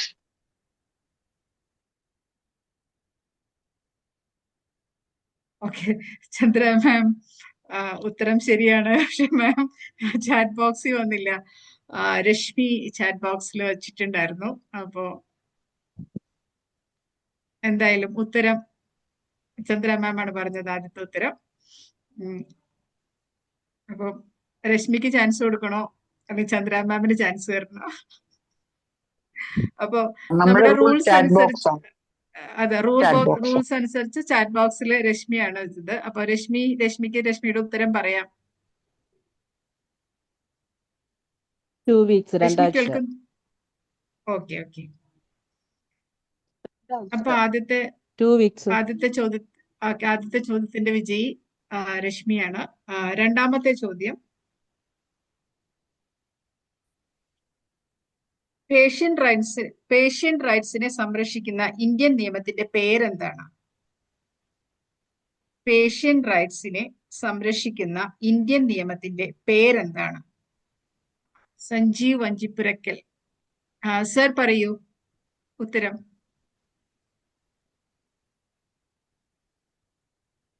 സർ മ്യൂട്ട് മാറ്റിയിട്ട് ഉത്തരം പറയാട്ടോ.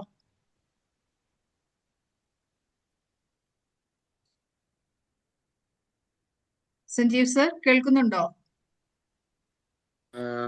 Mental health act, mental health care act 2017.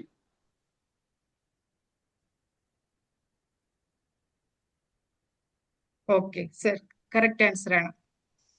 Thank you sir. അപ്പൊ രണ്ടാമത്തെ വിജയി സഞ്ജീവ് സാറാണ്.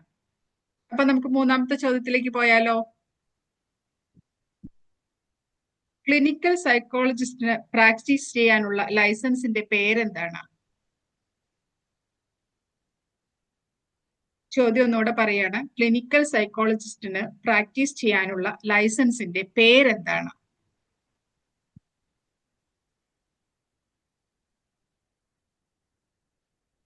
സഞ്ജീവ് സാർ തന്നെ വീണ്ടും പറഞ്ഞിട്ടുണ്ട്. സർ പറയൂ. RCA licence. വളരെ കൃത്യമായ ഉത്തരം. Thank you sir.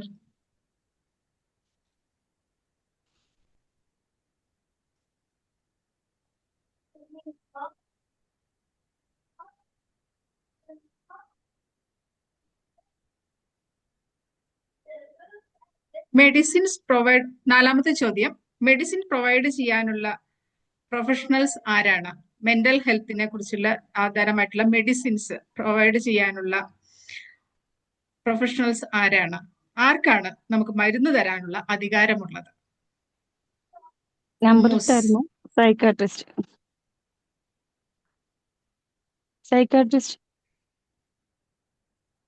Okay okay. Medicines കൊടുക്കാനുള്ള ഇതിനകത്ത് നാലെന്നുള്ളതിന് ഉമ്മൂസ് ഇട്ടത് ഒന്നെന്നാണ്. അയ്യോ നാലാമത്തെ ചോദ്യത്തിന് സഞ്ജീവ് സാറ് സോറി മാം, അത് ഞാൻ ഇട്ടുണ്ടായിരുന്നു. ചെറിയ മോളെ പനിയാണ് അപ്പൊ അടുത്ത് വന്നിരുന്നേ. സൈക്കാട്രിസ്റ്റ് വേണമെങ്കിൽ മാർക്ക് കൊടുത്തോളൂ കേട്ടോ, കുഴപ്പമില്ല. അയാൾക്ക് മാർക്ക് കൊടുത്തോളൂ, അയാള് ചാടി കയറി പറഞ്ഞതല്ലേ, കുഴപ്പമില്ല. ഓക്കെ സോറി, അത് ഓക്കെ എനിക്ക് മാർക്കില്ലെങ്കിലും കുഴപ്പമില്ല, അതെന്റെ സാഹചര്യമായിരുന്നു. ഞങ്ങൾക്കാർക്കൊരു മത്സരമൊന്നുമില്ല. സോറി, അത് ചെറിയ ആൾക്ക് പനിയാണ്, അപ്പൊ അവൾ എന്റെ അടുത്തുണ്ടായിരുന്നു. അപ്പൊ മറ്റു ക്വസ്റ്റ്യൻസിനൊന്നും നമ്പർ ഇടാൻ ഞാൻ ശ്രമിച്ചില്ല. അപ്പൊ ഇത് ഓക്കെ, വേഗം കയറിയിട്ടതാ. അഞ്ചാമത്തെ ചോദ്യം, കൗൺസിലിംഗ് സൈക്കോളജിസ്റ്റുകൾ, ബിഹേവിയറൽ തെറാപ്പിസ്റ്റുകൾ തുടങ്ങിയ അലൈഡ് പ്രൊഫഷണലുകളെ നിയന്ത്രിക്കാൻ ഏറ്റവും പുതിയ കേന്ദ്ര നിയമം ഏതാണ്? ചോദ്യം ഒന്നുകൂടെ പറയാം.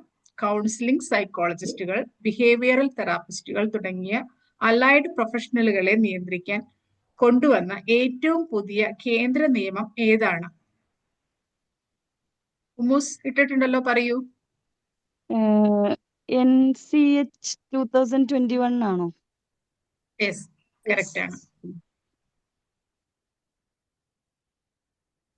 അപ്പം ഇതിനകത്ത് ശരിക്കും പറഞ്ഞ ഒരു ടൈ ആണല്ലേ, രണ്ടുപേര്. സഞ്ജീവ് സാറ് 2 പറഞ്ഞിട്ടുണ്ട്, ഉമ്മൂസും 2 പറഞ്ഞിട്ടുണ്ട്. അപ്പൊ നമുക്ക് ഒരു ചോദ്യം കൂടെ ചോദിച്ചാലോ?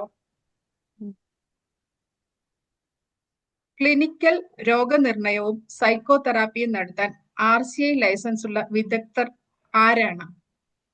ചോദ്യം ഒന്നുകൂടെ. ക്ലിനിക്കൽ രോഗനിർണയവും സൈക്കോ തെറാപ്പിയും നടത്താൻ RCI ലൈസൻസ് ഉള്ള വിദഗ്ധൻ ആരാണ്? സഞ്ജീവ് സർ രണ്ടുപേരും അല്ല, ആദ്യം ഉമ്മൂസാണ്. ഉമ്മൂസാണൊക്കെ. ഓക്കെ, ഉമ്മൂസ് പറയൂ. MPhil ഒക്കെ കഴിഞ്ഞ സൈക്കോളജിസ്റ്റ്. ഡൗട്ടാട്ടോ. കറക്റ്റ് ആണ്, പക്ഷെ എന്താണ് നമ്മളത് ആ ടേം പറഞ്ഞത്? പേരെന്താണ്? സൈക്കോളജിസ്റ്റ് എന്നാ നമ്മൾ പറഞ്ഞത്. സൈക്കോളജിയിൽ ബിരുദാനന്ദ ബിരുദം നേടി MPhil കഴിഞ്ഞ PhD ഒക്കെ എടുത്തിട്ടുള്ള ഒരെണ്ണാണ് എന്റെ ഒരു ഓർമ്മ. ഞാൻ ഒന്നും നോട്ട് ചെയ്തില്ലായിരുന്നേ. എന്ത് സൈക്കോളജിസ്റ്റ് എന്നാ പറഞ്ഞത്? Counselling psychologist. ക്ലിനിക്കൽ സൈക്കോളജിസ്റ്റ് അവരുടെ ക്വാളിഫിക്കേഷൻ പറയേണ്ട ആവശ്യമില്ല. ക്ലിനിക്കൽ സൈക്കോളജിസ്റ്റുകളെല്ലാം തന്നെ ലൈസൻസ്ഡ് ആയിട്ടുള്ള ആർക്കും ചെയ്യും. എന്നാലും നമുക്കൊന്നും കൂടി ആ ടേം ഒന്നും കൂടി ഉറപ്പിക്കാലോ, ട്രൈ ചെയ്ത്. ക്ലിനിക്കൽ സൈക്കോളജിസ്റ്റ് എന്നാ പറയണ. കറക്റ്റ് ആണ്, ക്ലിനിക്കൽ സൈക്കോളജിസ്റ്റ്. അപ്പം നമ്മുടെ ചോദ്യങ്ങൾ കഴിഞ്ഞു. അപ്പൊ ഇതിൽ കറക്റ്റ് ആയിട്ട് പറഞ്ഞത് ശരിക്കും പറഞ്ഞാൽ സഞ്ജീവ് സാറാണ്. അപ്പൊ അത് ഞാൻ പറയാ CCയുടെ തീരുമാനത്തിന് വിടുവാണ്. അപ്പോ നമ്മുടെ പ്രോഗ്രാം ഇത്ര നല്ല ലൈവാക്കി നിർത്തിയ നിങ്ങൾക്ക് ഓരോരുത്തർക്കും, പിന്നെ എന്താ പറയാ, നമ്മുടെ ഗ്രൂപ്പ് മെമ്പേഴ്സിനും എല്ലാവർക്കും നന്ദി പറയുന്നു. പിന്നെ ഇത് വോട്ട് ഓഫ് താങ്ക്സ് രേഖപ്പെടുത്താനായിട്ട് ഞാൻ ജേക്കബ് സാറിനെ ക്ഷണിക്കുകയാണ്. Jacob sir.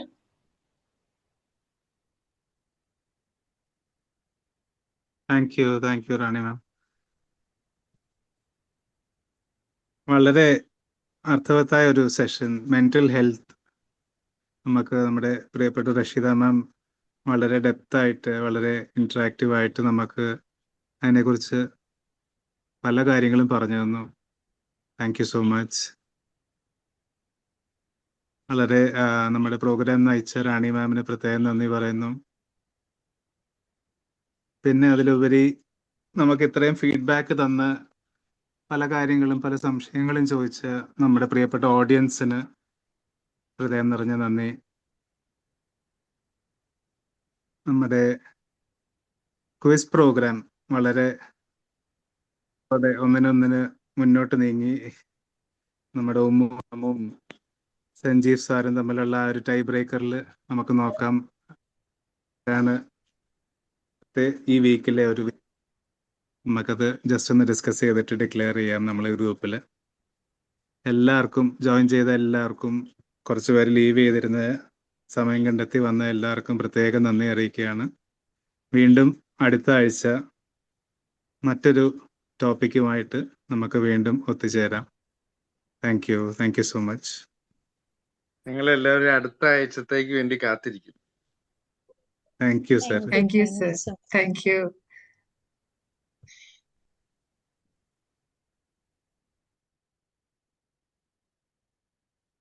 Good night. എനിക്ക് മാമെന്ന് കുറച്ച് അപ്സെറ്റ് ആയി പോയി എന്ന് എനിക്ക് തോന്നുന്നു. ആ വീഡിയോ ആദ്യമേ ശരിയാവാതെ വന്നതും മറ്റേ സൗണ്ട് ആ സ്ക്രീൻ കറക്റ്റ് ആയിട്ട് കാണിക്കാൻ പറ്റാതെ വന്നതൊക്കെ ഒരു ചെറിയൊരു അപ്സെറ്റ് ആയി പോയി എന്ന് എനിക്ക് തോന്നുന്നു. അതുകൊണ്ട് ആ തുടക്കം ഒരു ചെറിയ സ്ലോ ആയിട്ട് അങ്ങ് പോയി അല്ലെ. സർ ആദ്യം ഒരു പരിഭ്രമമൊക്കെ വന്നു പോയി. അന്നേരം അത് പിന്നെ അത് മൊത്തം കഴിഞ്ഞ് മേക്കപ്പ് ചെയ്തെങ്കിലും എന്തൊക്കെയോ ഒരു ചെറിയ ഒരു ഇതുണ്ടായിരുന്നു, ഒരു ട്രബിൾ ഉണ്ടായിരുന്നു. ആ ഓ ഫ്ലോ താങ്ക് യു ശരിക്കും വന്നില്ല, എന്താന്നറിയില്ല. സർ. നെക്സ്റ്റ് ടൈം ഞാൻ ഇതെല്ലാം ക്ലിയർ ചെയ്യാൻ ശ്രമിക്കാം. പക്ഷെ ഇത് എന്റെ സെഷന്റെ ഭാഗങ്ങളാണ് ഇതെല്ലാം. ഞാൻ എപ്പോഴും ഫേസ് ചെയ്യണ കുറച്ച് കാര്യങ്ങളാണ്. അതെ അതെ എന്നാലും നെക്സ്റ്റ് ടൈം ബെറ്റർ ആവണം എന്ന് ഞാൻ ആഗ്രഹിക്കുന്നു. ആയിക്കോട്ടെ. ഇപ്പൊ മോശമാണെന്നല്ല പറഞ്ഞത്, വളരെ നന്നായിരുന്നു. ഞാൻ അപ്സെറ്റ് ആയി കണ്ട പോലെ എനിക്ക് തോന്നിന്ന് ഞാൻ പറയുക. ഇനീഷ്യൽ സ്റ്റേജില് കുറച്ച് കൺഫ്യൂസ്ഡ് ആയിപ്പോയി. നമ്മൾ പ്ലാൻ ചെയ്ത പോലെ ഒന്നും സെറ്റ് ആവുന്നുണ്ടായില്ല. പക്ഷെ നമുക്ക് അവിടെ സ്റ്റെക്ക് ആവാൻ പറ്റൂലല്ലോ, മുന്നോട്ട് പോയാലേ പറ്റുള്ളൂ. പക്ഷെ കുഴപ്പമില്ല, എനിക്ക് നിങ്ങളുടെ ഒരു ഇന്ററാക്ഷൻ ഒക്കെ കിട്ടിയപ്പോ തന്നെ ഞാൻ ഓക്കെ ആയി. Thank you Okay, so ma'am. Much sir. Thank U. Okay, thank you, Rashida ma'am. Thank you all. അപ്പൊ എല്ലാവർക്കും ഒരിക്കൽ കൂടി നന്ദി പറഞ്ഞുകൊണ്ട് നമുക്കിവിടെ വൈൻഡപ്പ് ചെയ്യാലോ അല്ലേ? അതെ, അതെ. yes. Good Thank night. you, ma'am. Okay, night. Good night all.